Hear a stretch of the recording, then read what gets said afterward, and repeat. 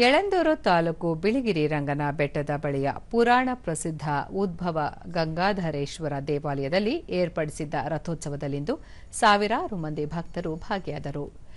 ಶಿವರಾತ್ರಿ ಮಾರನೆಯ ದಿನ ನಡೆಯುವ ಉತ್ಸವದಲ್ಲಿ ಸ್ಥಳೀಯ ಸೋಲಿಗ ಸಮುದಾಯ ಸೇರಿದಂತೆ ನೆರೆಹೊರೆಯ ಜಿಲ್ಲೆಗಳಿಂದ ಆಗಮಿಸಿದ್ದ ಭಕ್ತ ಸಮೂಹ ದೇವರ ದರ್ಶನ ಪಡೆದು ಪೂಜೆ, ಸೇವೆ, ಹರಕೆ ಸಲ್ಲಿಸಿದರು.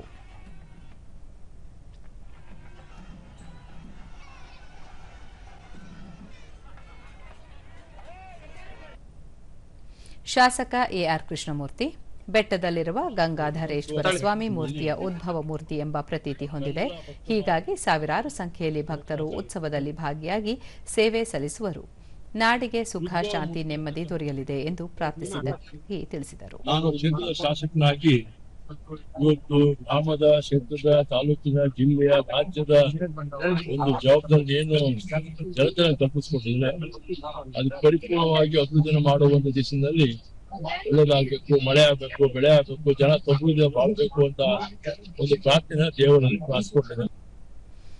ಅರ್ಚಕರಾದ ಬಾದಿರಾ ರಾಮ್, ಗಂಗಾಧರೇಶ್ವರ ಮೂರ್ತಿ ಸ್ವಾಮಿ ನೂರಾರು ವರ್ಷಗಳ ಐತಿಹಾಸಿಕ ಮತ್ತು ಪೌರಾಣಿಕ ಐತಿಹ್ಯದ ಮೂರ್ತಿಯಾಗಿದೆ. ಹೀಗಾಗಿ ಪ್ರತಿ ವರ್ಷವೂ ಹೆಚ್ಚಿನ ಸಂಖ್ಯೆಯಲ್ಲಿ ಭಕ್ತರು ಭಾಗಿಯಾಗುವರು ಎಂದು ಹೇಳಿದರು.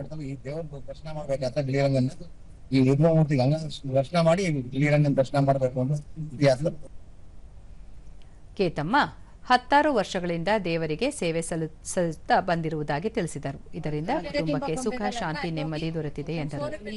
ಇದೇ ವೇಳೆ ದೇಗುಲದಲ್ಲಿ ಭಕ್ತಾದಿಗಳು ಪ್ರಸಾದವನ್ನು ಸ್ವೀಕರಿಸಿದರು.